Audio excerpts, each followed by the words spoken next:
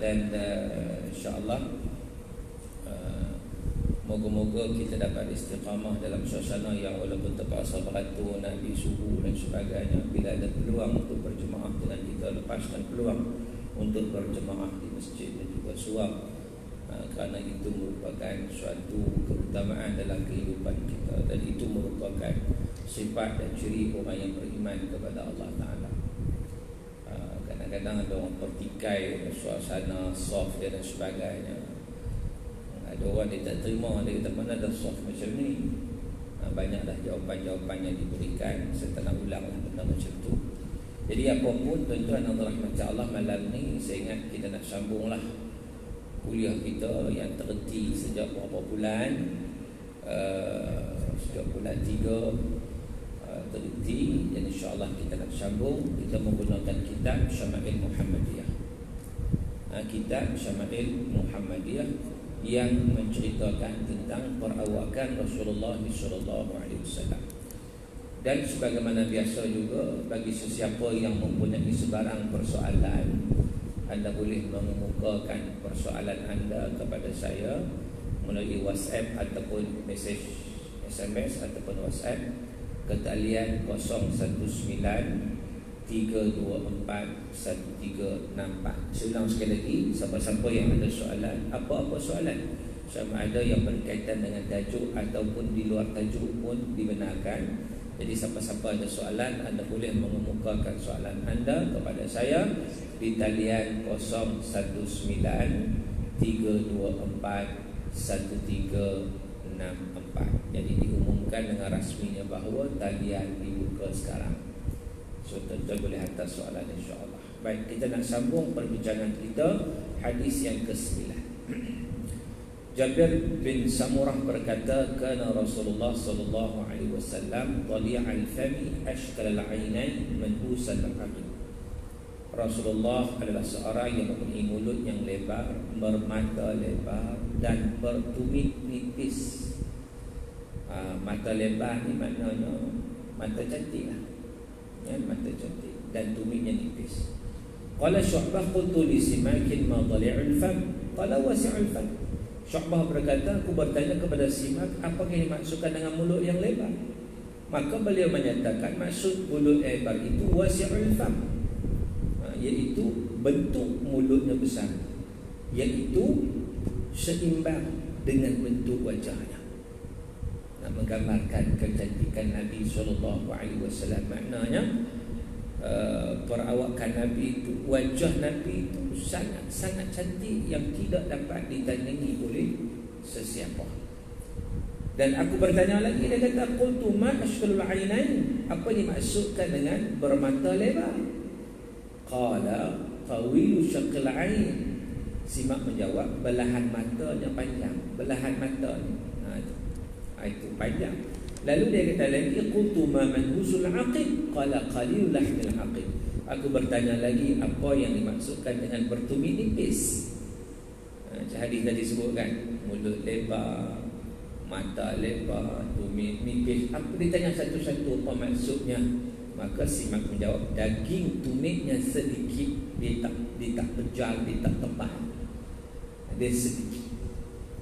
Baik, hadis ini bertaraf sahih. Tuan-tuan yang dirahmati Allah. Hadis yang ke-10 juga daripada Jabir bin Samurah berkata, ra'aitu Rasulullah sallallahu alaihi wasallam fi lailatin idhiyan wa 'alaihi hillatu hamra faja'altu anzuru ila Rasulillah sallallahu alaihi wasallam wa ila al-qamar falahu 'indi ahsanu min al-qamar. Hadis direkodkan oleh Imam At-Tirmizi, yang mana hadis ini juga merupakan hadis yang sahih.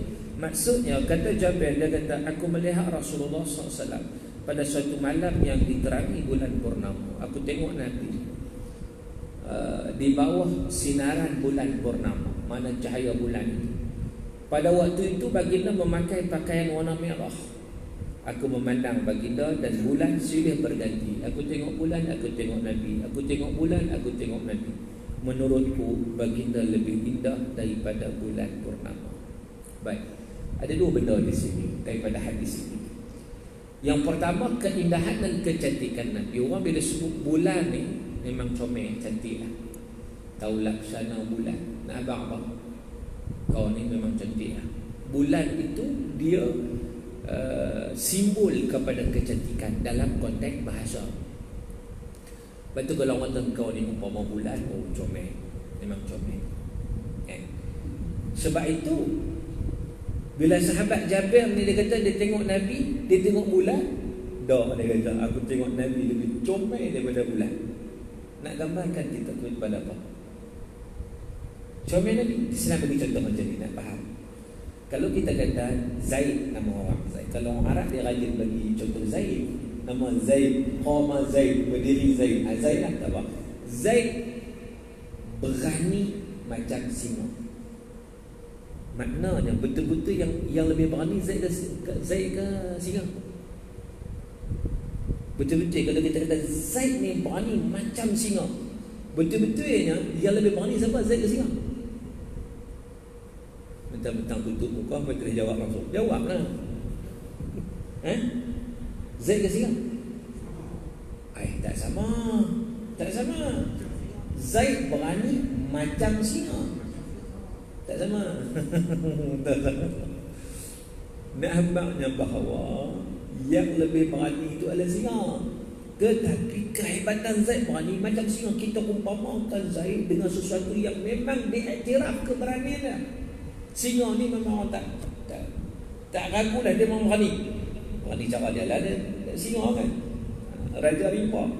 Jadi Zaid ni manusia, tahu mana sangat berani. Tapi bila kata dia macam singa, hebatlah Zaid ni. Kita umpamakan dengan singa. Sebab apa? Sebab singa itu lebih berani, lebih garang, lebih hebat, lebih tangkas. Itu biasanya sesuatu yang diumpamakan kepada sesuatu yang diumpamakan itu lebih hebat. Itu maksud. Sebab tu kita umpamakan dengan sesuatu lebih hebat. Kita tak kata singa berani macam Zaid. Boleh tak? Singa tu berani macam Zaid. Maknanya Zaid ni lebih dahsyat daripada singa, kan? Pelik lah apa tu. Tetapi nak ceritanya Nabi lebih cantik daripada bulan. Memang hebat lah.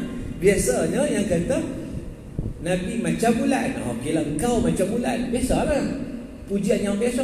Tapi bila sebut Nabi lebih cantik daripada bulan, yang luar biasa. Itu disebut bahasa. Bila sebut tentang bulan dia juga seteringat kepada satu cerita pada zaman Bani Abbasiyah. Zaman Bani Abbasiyah, ada seorang laki-laki ni, dia ada isteri yang cantik, comel. Lalu comel sangat isterinya ni, satu hari dia terkeluar cakap. Dia kata apa? Aku ceraikan kamu talak 3 kalau kamu tak lebih cantik daripada bulan. Tu dia tak ada kerja tu. Duduk nak cerai bini, buat taklid pula tu. Kalau kau tak lebih cantik bulan, aku cerai kau. Lepas dia cakap, dia menyesal. Saya nak tanya tuan-tuan, taklid boleh tarik balik tak? Boleh tarik balik tak? Sorry, tarik balik boleh tak? Tak boleh. Tak boleh tarik balik. Itu hukum taklid. Dan taklid memang, kalau dia tak lebih cantik pada bulan, cerai. Itu talak 3. Tapi persoalan sekarang ni nak ukur macam mana? Ada orang pernah naik ke bulan? Tak ada. Tapi dari sudut bahasanya, bulan cantik lah. Engkau laksana bulan. Tapi hakikatnya bagaimana? Sudah kelam kabut tuan-tuan. Bila tanya pada waktu itu, semua pakai giling kepala, tak berani nak jawab. Ulama-ulama zaman itu tak berani nak jawab juga. Dia kata ginilah, kamu ni nak kena, jangan duduk sekali lagi dengan bini kamu. Buat masa sekarang ni, sementara kita duduk cari jawapan ni, kamu jangan duduk sekali lagi. Pisah sementara. Tak takut kalau benda ni jatuh talak semua. Sebab bulan tu cantik. Jadi risaulah hari-hari termenung dia. Dan dia ni sebenarnya bukan nak cerai pun, tapi terlepas cakap kan. Sebab comel sangat bini dia sampai dia sebut begitu. Akhirnya ada seorang ulama yang dia bagi pandangan.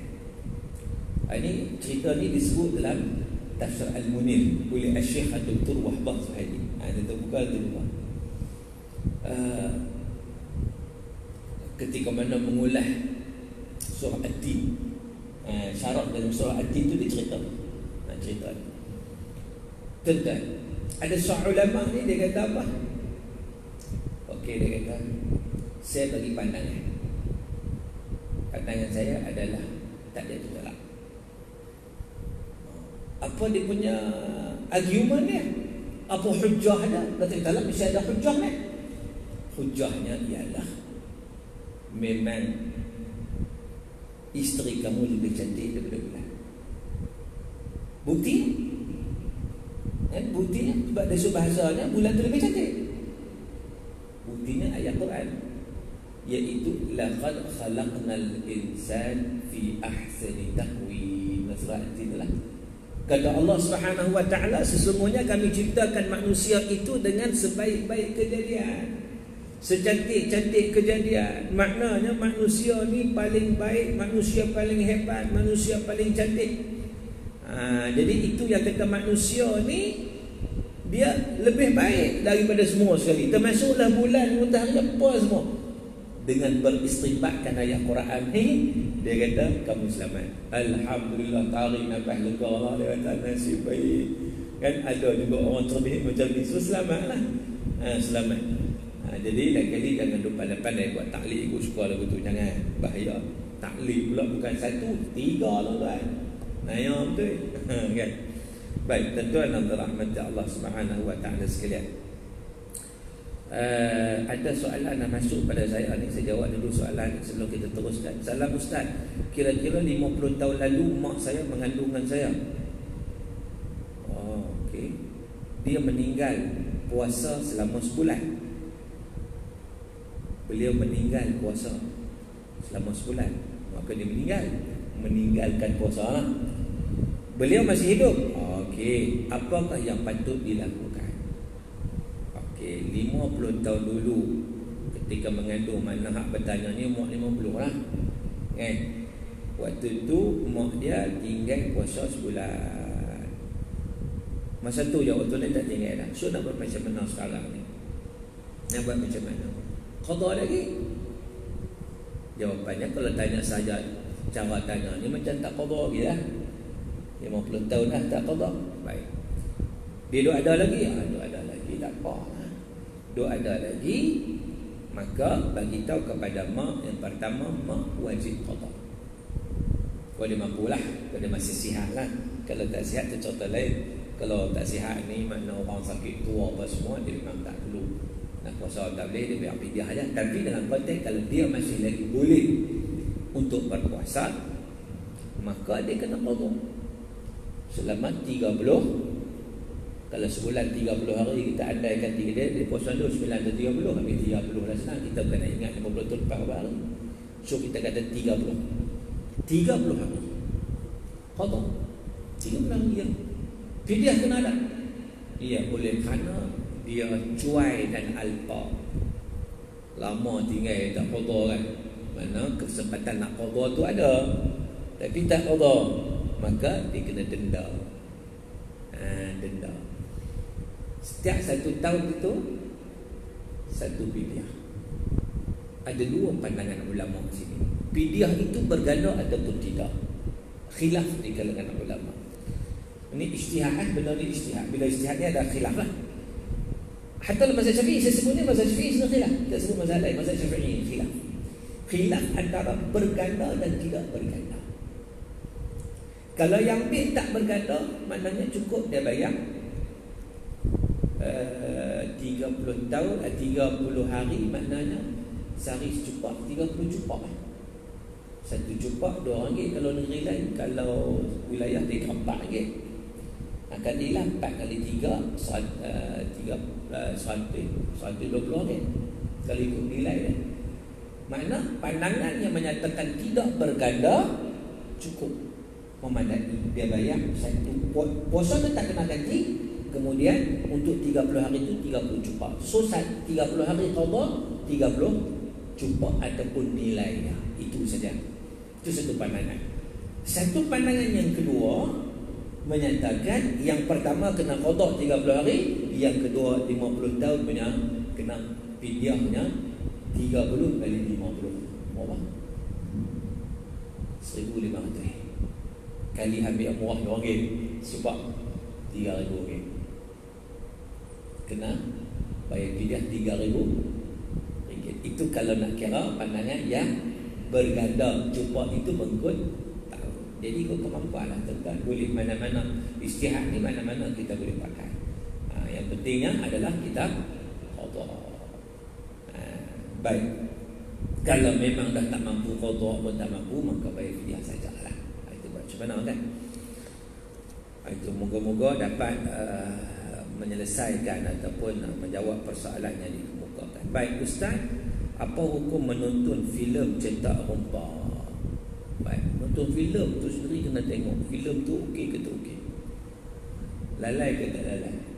Kalau cerita okey-okey lah. Ini pun banyak juga cerita-cerita okey kan. Penonton filem tu tak nak masalah. Kalau okey tak nak masalah. Tapi cetak rompak tu masalah. Dua benda yang berbeza. Contoh begini tuan-tuan. Kita solat pakai baju curi. Solat kita sah. Solat sah kalau kena rukun syarat. Tapi berdosa tak pakai baju curi? Berdosa.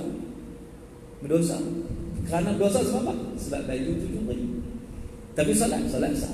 Jadi begitu juga cetak rompak itu satu kesalahan. Cetak sana, cetak rompak. Menonton tu tidak dalam kalaulah sesuatu yang tidak bercanggah dengan hukum syarak dalam tontonan itu. Perbuatan cetak rompak tetap salah. Kan? Itu keadaan itu satu keadaan yang kita lihat itu itulah perkara yang melibatkan tontonan. Cuma nak kena tengoklah tontonan apa. Itu juga nak kena perhati. Tuan-tuan yang dirahmati Allah Subhanahu wa taala sekalian. Baik, tuan-tuan yang dirahmati Allah. Seterusnya kita lihat hadis ni, balik pada hadis tadi. Perkara pertama saya sebut tadi tentang kecantikan Nabi. Yang kedua, dia kata Nabi pakai apa? Hullatun hamra, baju warna merah. Ada saya pernah dengar orang kata, "Oh, merah tak boleh pakai." Pernah dengar tak tuan? Merah tak nak pakai. Dalam hadis ini, hadis sahih, Nabi pernah pakai merah. So nak cerita kepada kita, bukan isu warna sebenarnya.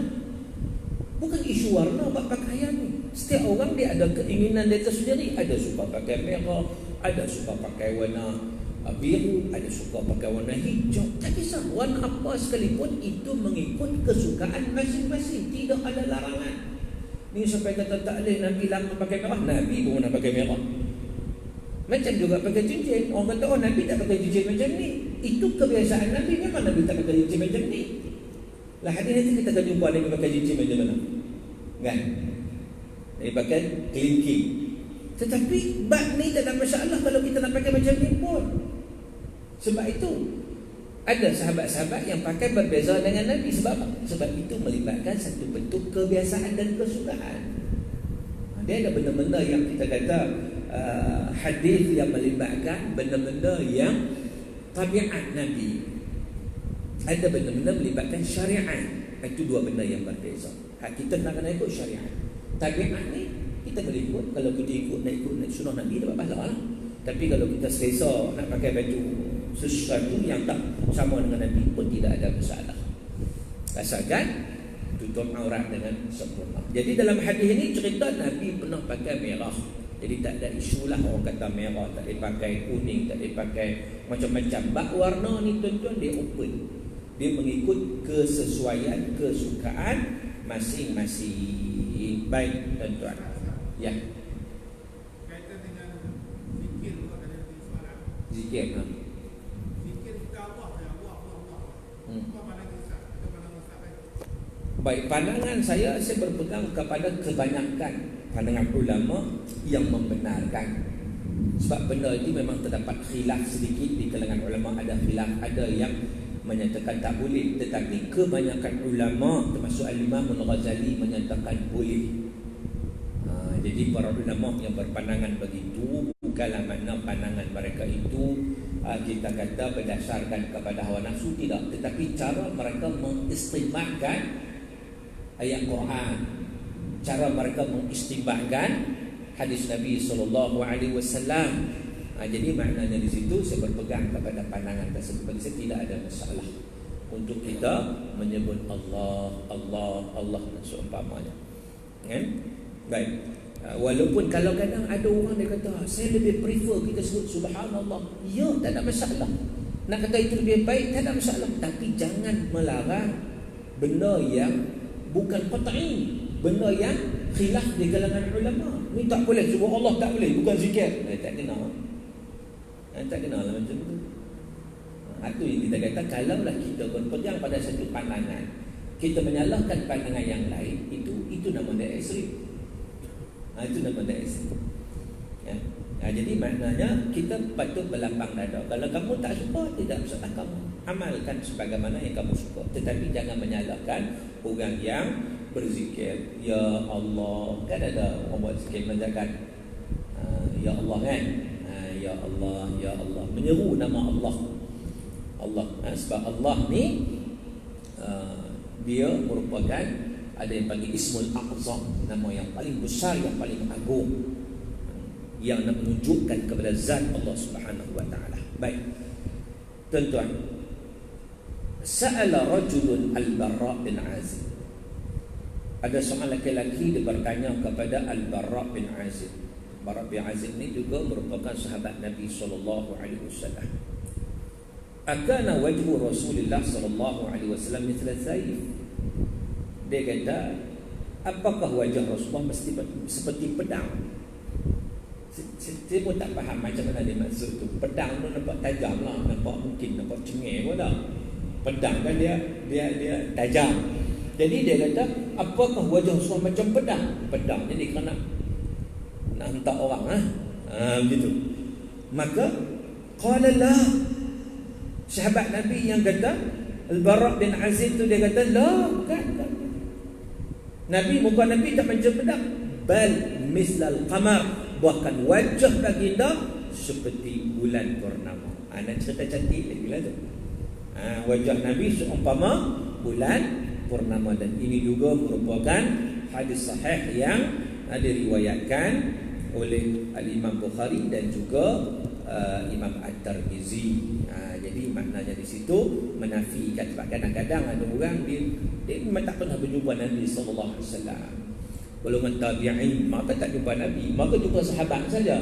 Lalu maka nak kenal Nabi ni, maka tanya, zaman dulu bukan ada gambar apa foto, tak ada. So dia tanya sahabat nak gambarkan bagaimana, maka sahabat cerita gambaran sebagaimana yang digambarkan oleh sahabat, yang bagi tahu berdasarkan kepada apa yang kita kata wajah ataupun perawakan Rasulullah sallallahu alaihi wasallam.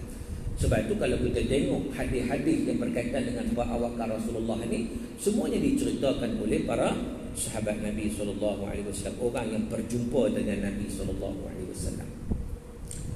Kemudian daripada Abu Hurairah menyatakan bahawa kana Rasulullah sallallahu alaihi wasallam abyad ka'annama sigha min fiddah rajul sya'ri. Rasulullah sallallahu alaihi wasallam berkulit putih. Ini riwayat daripada Abu Hurairah. Abu Hurairah ni memang dia melazimi Nabi sungguh, walaupun dia masuk Islam lambat. Abu Hurairah masuk Islam lambat kan? Dia masuk Islam tahun 7 Hijrah. Maknanya dia sempat dengan Nabi dalam lebih kurang 3 tahun lah. Lebih kurang 3 tahun dia dengan Nabi. Tapi hadis dia paling banyak. Pasal apa? Pasal dia memang melazimi Nabi, memang duduk dengan Nabi. Dia sanggup tak makan, tak minum. Apa dia makan, dia makan. Apa dia minum, dia minum. Dia tak makan, tak apa. Dia susah, tak apa. Sebab apa? Sebab dia nak cangkit apa yang disampaikan oleh Nabi SAW. Itu Abu Hurairah. Dia lazim dulu. Sayyidina Abu Bakar tak riwayat hadis banyak macam dia. Sebab apa? Sebab Sayyidina Abu Bakar ada tugas dia lagi. Masing-masing ada tugas. Tapi Abu Hurairah dia kira tugas dia semua dia tak mau. Dia buang habis semua. Kan? Dia kira nak ikut Nabi. Walaupun 3 tahun saja, banyak hadis-hadis yang disampaikan oleh Abu Hurairah. Dia kata apa? Karena Rasulullah SAW abyad, Nabi ni kulit putih. Putih Nabi ni dalam hadis yang lain menceritakan pula putih itu putih macam mana. Sebab bila sebut putih ni kita bayang macam putih kapur, putih kapur, putih solah kan. Kalau putih tu dia macam pucat merah gitu kan. Maka digambarkan oleh sahabat dalam hadis yang lain, putih tu dia putih kemerah-merahan. Mana putih tu kulit tu comel. Orang tak putih merah. Orang kalau tengok putih merah tu memang cantik lah kulit tu. Bukan putih semata-mata. Kalau putih semata-mata putih, dia putih pucat, dia berbeza. Dan digambarkan ka'annama sira min fiddah, seolah-olah terbentuk daripada perak. Nak cerita gemerlapannya itu, nak kata kulit Nabi. Kau nak gambar emas jadi warna kuning pula kan, gambar perak lah putih tu. Itu satu contoh perumpamaan. Dan rambut Nabi juga, rambut Nabi pula ikal beralun.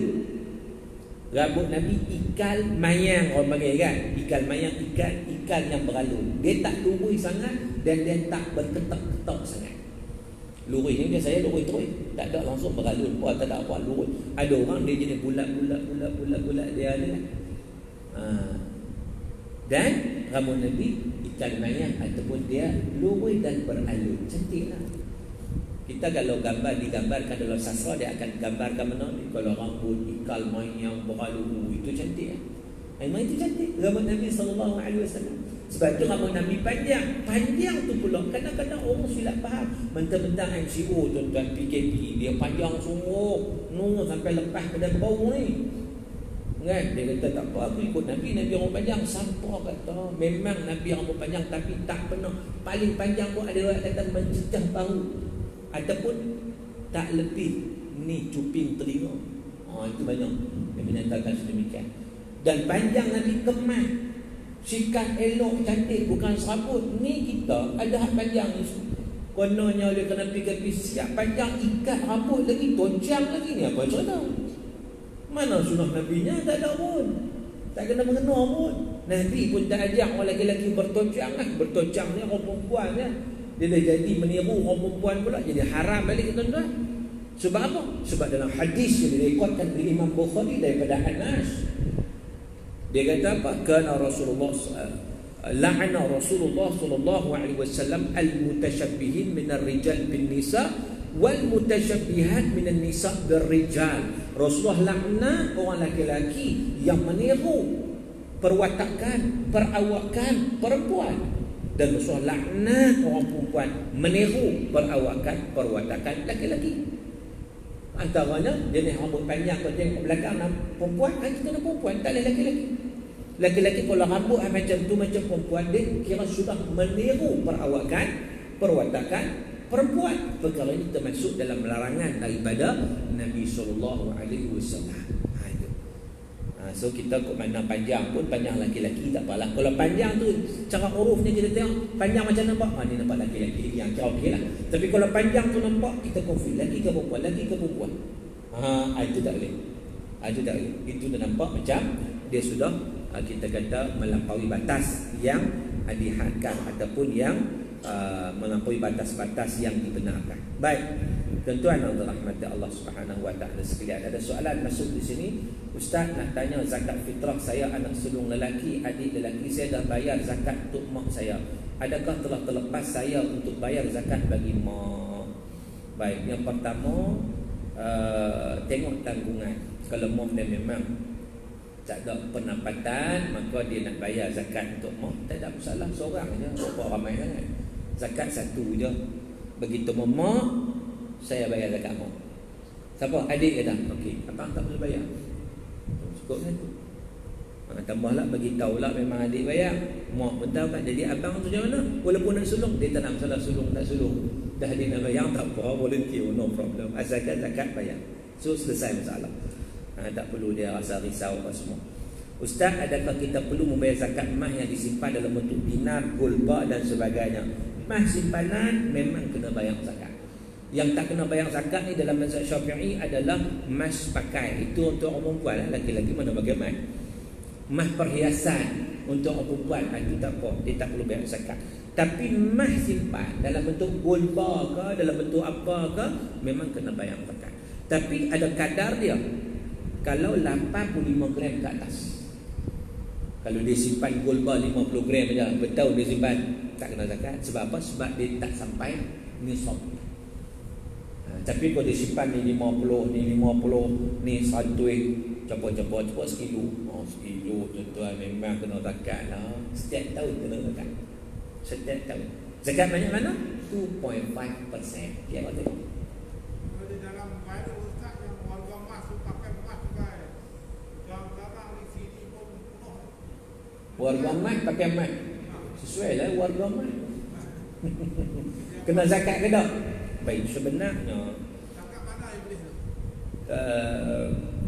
benda ni kalau kita tengok dalam pandangan disebut dalam kitab Mughnil Muhtaj, pandangan dalam mazhab Syafi'i ada yang menyatakan selagi mana mah itu dipakai tak kira berapa kadarnya pun, berapa banyak sekalipun, tak kena zakat. Itu pandangan yang pertama. Tetapi pandangan yang kedua menyatakan mengikut uruf. Kalau wilayah saya tak perasan, Selangor saya perasan hari itu kalau saya tengok. Selangor dia kata urufnya 800 gram. Maknanya kalau pakai sebanyak 800 gram, tak sekilo kok 800 gram. 800 gram tak kena zakat. Lebih daripada 800 gram kena zakat. Tapi setiap negeri berbeza kalau berdasarkan uruf. Jadi kalau kita pakai pandangan ini, tengoklah kalau saya tak ingat wilayah berapa gram dia letak tu. Kalau dulu 150 gram ni wilayah. Tapi katanya ada buat pembaharuan. Sebab beza sangat dengan Selangor sampai 800, ini 150 je. Kena rujuk balik lah. Mungkin sama dia buat 800. Jadi kalau lebih daripada tu kena zakat. Sebab apa? Sebab secara urufnya tak pakai sangat macam tu. Itu. Tetapi kalaulah gold bar tadi memang kena. Kalau 85 gram ke atas, itu dia punya kadar nisab dia. Orang Putrajaya ni banyak simpan mah apa. Kan? Sebab itu dia kena PKP pun tak ada masalah. Kan? Baik, Assalamualaikum.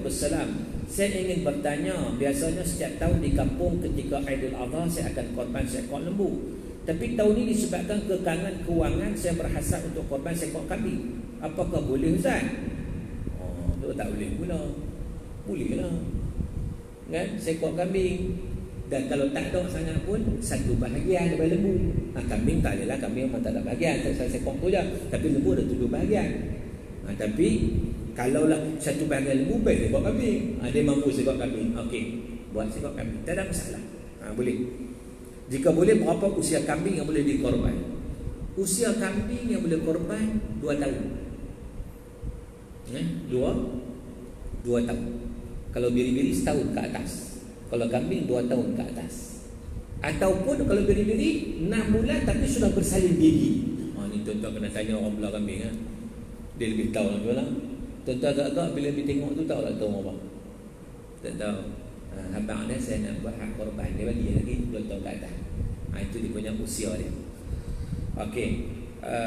Bagaimana pula cara daging kambing ni diagihkan? Agih sama. Kalau korban ni, sunat agih ni 20 kilo kambing biasa. Berapa kilo? 30 dah. 30 dah sampai. Sampai biasa kambing. Berapa kilo biasanya seekor dapat daging ni? 20 kilo. Ada? Ikut je besar mana kambing kan. Saya bubuh lah 30 kilo lah. Kambing besar 30 kilo. Bahagi macam mana? 10 kilo untuk kita, 10 kilo untuk fakir miskin, 10 kilo diagih kepada sahabat-sahabat jiran tetangga. Itu. Ataupun nak bagi orang semua tak apa. Tapi kalau kita nak ambil paling banyak kita boleh bagi 1/3. Jadi maknanya 1/3 untuk kita, 1/3 untuk sahabat handai, 1/3 untuk fakir miskin. Itu cara pembahagian yang paling afdal. Dan pembahagian pula secara mentah. Bukan masak dah. Sebab dari korban dibagi mentah. Apakah sama seperti pembahagian kita korban seekor lembu? Sama. Sama. 1/3 untuk fakir miskin, 1/3 untuk jiran sahabat, 1/3 untuk diri sendiri. Sama. Saya sebut tadi sama. Sama ada lembu ke, unta ke, kambing ke, pembahagiannya sama. Baik, tuan-tuan. Dan saya tengok semakin rancak sekarang orang telah mengiklankan buat korban di luar negara dan sebagainya. Cuma saya nak pesan satu lagi dari sudut hukum syarak. Bila mana orang buat korban sekarang ni, kadang tambah keluar negara memang tak pergi lah. Penerbangan keluar negara tak ada. So dia guna wakil je. Wakil ni dia ada cara-cara yang kena faham. Wakil dia ada 2. Satu wakil dengan upah, satu wakil tanpa upah. Kalau wakil dengan upah, makna dia wakil, dia ambil bahagian, dia ambil upah, dia kena declare berapa banyak upah. Kalau dia tak declare upah, haram. Dia kena declare berapa banyak upah yang dia ambil. Kalau dia tak ambil upah, okey, tak ada masalah. Tapi dia kena declare juga kalau ada lebihan daripada kutipan tu nak tahu mana. Sampai miskin, derma tu tak ada masalah, boleh. Jadi maknanya kena jelas, kena clear. Tambah-tambah kalau orang yang wakil-wakil ni kena gunakan akad wakalah, kena faham soal itu. Jangan kita terbabas, tuan-tuan. Baik, Ustaz, terdapat banyak versi selawat ke atas Nabi SAW. Adakah disyariatkan untuk selawat ke atas Nabi yang disertakan dengan selawat ke atas keluarga dan sahabat Nabi? Umat Nabi lazimnya memanggil Nabi dengan gelar Rasulullah, Nabi, Sayyidina, Baginda dan lain-lain. Adakah perkara ini disyariatkan dan untuk semua tujuan, contoh dalam solat dan lain keadaan? Baik, selawat Nabi ini ada pelbagai. Tapi tuan-tuan, antara selawat-selawat ni, apakah selawat yang paling baik? Selawat-selawat Nabi macam-macam kan? Apakah selawat yang paling baik? Sebenarnya selawat paling baik adalah selawat Ibrahimiyah. Itu selawat paling baik. Iaitu kita nak salat tu, Allahumma salli ala Muhammad wa ala ali Muhammad. Kita selawat dekat Nabi dan juga keluarga Nabi. Kama sallaita ala Ibrahim wa ala ali Ibrahim wa barik ala Muhammad wa ala ali Muhammad kama barakta ala Ibrahim wa ala ali Ibrahim fil alamin innaka Hamidum. Itu yang terbaik dalam banyak-banyak selawat. Tapi sekurang-kurangnya selawat Allahumma salli ala Muhammad, sekurang-kurangnya selawat. Kan? Jadi kalau nak lagi panjang tak ada masalah. Kadang-kadang para ulama dia letak panjang-panjang, tak ada masalah lah. Kita nak memuji Nabi, tak ada masalah. Cumanya ada orang kata Sayyidina tu nak sebut tak sebut? Boleh? Allahumma salli ala Sayyidina Muhammad. Okey. Sayyidina maksud apa? Sayyid. Saya itu tuan. Kita katakan Nabi tuan. Boleh sebut Nabi tuan? Satu penghormatan boleh? Boleh. Saya nak bagi contoh mudah beginilah. Kawan kita nama Kamal, kita panggil dia Encik Kamal. Boleh tak? Betul tak boleh? Oh mana? Boleh. Nama dia bukan Encik Kamal, nama dia Kamal. Betul lah nama dia Kamal, kita panggil Encik Kamal. Boleh tak? Kita kata boleh. Sebab kita nak apa, muliakan dia sebut Encik Kamal. Apatah lagi Nabi SAW kita sebut Sayyidina Muhammad, tuan kami ni yang kata Nabi SAW. Tidak ada masalah. Cumanya ada semua ulama berpandangan begini. Dalam solat kita dengan sebut Sayyidina, kita ambil yang original. Sebab solat di ibadat khusus, Allahumma salli ala Muhammad wa ala ali Muhammad. Itulah solat. Luar solat kita sebut Sayyidina, Allahumma salli ala Sayyidina Muhammad wa ala Sayyidina Muhammad. Itu ada pandangan ulama Nabi, orang kata win-win situation. Yang gaduh pula. Yang masalahnya gaduh, itu tak boleh. Kan? Buat selawat ni kita memperbanyakkan selawat kepada Nabi SAW. Bahkan dalam hadis Nabi kata apa? Man shalla alayya marra sallallahu alaihi biha asyara. Sesiapa yang selawat kepadaku sekali, maka Allah Subhanahu wa taala akan berselawat kepadanya 10 kali. Selawat Allah Ta'ala itu maknanya apa? Maknanya rahmat yang dilimpahkan, rahmat yang dilimpahkan oleh Allah Subhanahu wa taala kepada orang yang berselawat kepada Rasulullah SAW. Jadi itu merupakan satu perkara yang membawa kebaikan kepada kita sendiri. Kita selawat, tetapi benar perkara itu datang kebaikan pada kita. Baik tuan-tuan yang dirahmati Allah. Sebab kadang-kadang ada orang kata apa? Selawat Nabi dah okey lah, selawat pula Nabi. Kita selawat tuan-tuan, pahala tu atau kebaikan tu dapat balik pada kita. Itu kan? Bukan Nabi, memang Allah Ta'ala dah angkat kedudukan dia. Kita selawat tak selawat pun tak jejah kata Nabi SAW. Tapi jejahnya kita kan? Macam orang beriman tak beriman, tak jejah. Allah Ta'ala tak jejah, sikit pun tak jejah. Tapi yang jejahnya kita. Maka dengan sebab itu kita beramal untuk membawa kepada kebaikan. Tuan-tuan yang dirahmati Allah, kita akan berhenti masuk isyak. Itu SOP kita kan. Masuk isyak kita akan berhenti. Dan saya rasa sebab lepas ni ada hadis ni panjang. Kalau saya nak ulang hadis yang selepas ini, hadis yang ke-13 panjang, jadi makan masa. Jadi saya berhenti kat situlah yang ni. Cumanya saya nak umumkan satu sebagai satu info tambahan lah. Sempena PKP ni alhamdulillah, saya ada buku baru. Jadi diterbitkan, baru dia terbit. Jadi moga-moga dapat manfaat. Kalau siapa yang nak dapat manfaat ni 2020 jadi yang pertama buku Kesempurnaan Wuduk dan Salat. Kesempurnaan Wuduk dan Salat, nama pun kesempurnaan, nak nilai tambah lagi. Antaranya dalam ni bukan sekadar cerita wuduk solat, tetapi soal jawab, penjelasan. tentang apa? Tentang masalah wuduk macam mana, penjelasan tentang masalah tayamum macam mana, penjelasan cara bersuci bagi pesakit macam mana dengan lebih detail, dan juga tentang soal jawab tentang salat, tentang salat sakit, tentang perkara-perkara soal jawab yang dan sebagainya. Di samping fakta-fakta yang dikemukakan, ada juga soal jawab yang dikemukakan. Jadi sebagai saya rasa okeylah satu buah tangan yang boleh kita manfaatkan kalau siapa-siapa nak dapatkan untuk manfaatkan satu. Yang keduanya, warqah nabawi. Warqah nabawi buat peniaga. Warqah nabawi ini maknanya sesuatu yang disarankan oleh Rasulullah sallallahu alaihi wasallam. Ini juga baru terbit tahun ni 2020 baru terbit. Ada 23 tajuk dalam ni tentang bagaimana mereka yang terlibat dengan perniagaan ataupun mereka yang terlibat sebagai seorang yang menjadi pelanggan. Macam kita ni kalau tak berniaga pun kita jadi pelanggan. Apakah etika dia? Apakah akhlak dia? Yang perlu ada sebagaimana saranan Rasulullah SAW. Itu sebut warqah nabawi ni. Warqah daripada Nabi. Dia dimulai dengan hadis-hadis Nabi. Setiap tajuk tu ada hadis pertama, ada hadis kedua. Sekurang-kurangnya dibincangkan dalam konteks hadis tersebut. Itu buku saya yang kedua yang baru terbit. Ni kira bila PKP ni dia keluar banyak kali ya. Dan lepas geram kata kan. Jadi yang ketiganya, warqah nabawi buat orang yang stres. Ini juga masalah stres, masalah yang tidak ujung padat. Kadang stres di rumah, stres tempat kerja, stres di surau tu. Kadang solat pun stres juga. Jadi stres ni berlaku dalam pelbagai keadaan. Biasanya orang bincang dalam konteks fizikal. Kita bincang dalam konteks warqah nabawi. Warqah nabawi mana saranan Nabi dalam konteks macam mana kita nak menangani stres. Jadi mudah-mudahan ianya dapat manfaat. Ada 3 buku ni. Siapa nak dapatkan boleh dapatkan daripada saya lepas ni lah. Dan siapa yang nak dapatkan secara online boleh. Online apa? Kontak saya akan post boleh lah bagi mereka yang tidak berkesempatan. Baik, dah masuk waktu. Sebelum kita tutup, kita bagi ruang dulu untuk azan isyak dikumandangkan. Selepas azan isyak, kalau ada soalan saya jawab, kalau tak ada soalan kita akan tutup. Jadi apapun kita bagi ruang untuk azan isyak dikumandangkan.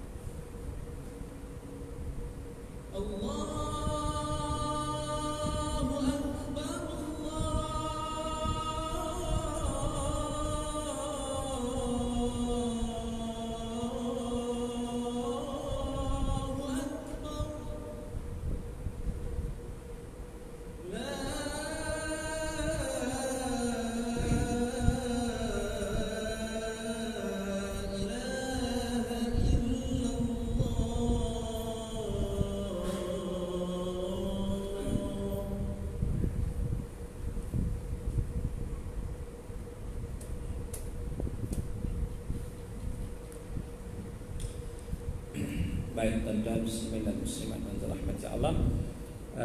Ada soalan katanya? Suka kalau ada soalan secara lisan? Ada? Tak ada. Okey, kalau tak ada kita berhenti sekadar itu perbincangan kita pada malam ini. Okey, ada. Silakan. Pengalaman saya masa saya duduk di BKL, masyarakat Rohingya bila dia buat perubahan, dia masuk sikit-sikit, kadang-kadang dah 20 orang, 30 orang. Satu bahagian untuk ramai. Ramai masuk kata ekonomi 14 orang. Tak boleh. Tak boleh. Sampai masuk. Tak boleh. Dia korban ni dia untuk orang yang berkemampuan. Itu kat situ.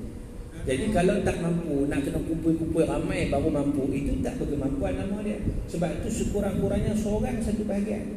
Bukan pakat 10 orang, seorang RM20, 10 orang seorang RM70, 10 orang RM700. Itu satu bahagian. Tu satu bahagian itu 10 orang tak. Kita ambil korban sedekah, korban boleh, tapi kita tak bagi korban. Sebab itu korban untuk orang yang berkemampuan. Hadisnya muktamad. Muktamad itu, benda tu tak ada khilaf benda tu. Benda tu tak ada khilaf. Tak nama korban benda tu. Sekurang-kurang korban satu bahagian lembu ataupun seekor kambing lah, ataupun seekor lembu lagi lah, atau seekor unta. Hai. Wallahu a'lam. Okey. Baik, jadi tuan-tuan, sekadar itulah perbincangan kita pada malam ini. Moga-moga insya-Allah sikit sebanyak yang kita bincang diberkati dan dirahmati oleh Allah. Apa yang baik datang daripada Allah, salah silap saya maaf. Sekian aku qauli hadza wa astaghfirullahal azim li wa lakum. Billahi taufiq wa hidayah. Assalamualaikum warahmatullahi wabarakatuh. A'udzubillahi minasyaitonir rajim. Bismillahirrahmanirrahim. Alhamdulillahirabbil alamin. Wassalatu wassalamu ala asyrafil mursalin wa ala alihi washabbihi ajma'in. Allahumma ij'al jam'ana hadha jam'an marhuma wa tafarruqana min ba'di tafarruqan ma'suma. Allahumma faqihna fid din wa 'allimna ta'wil. Allahumma atina aqlama tuti 'ibadaka salihin. Rabbana 'alaika tawakkalna wa ilayka anabna wa ilaikal masir. Rabbana atina fid dunya hasanah wa fil akhirati hasanah wa qina azaban nar. Wa sallallahu ala sayyidina Muhammad wa ala alihi wa sahbihi wa baraka wa sallam. Alhamdulillahirabbil alamin. Taqabbalallahu minkum.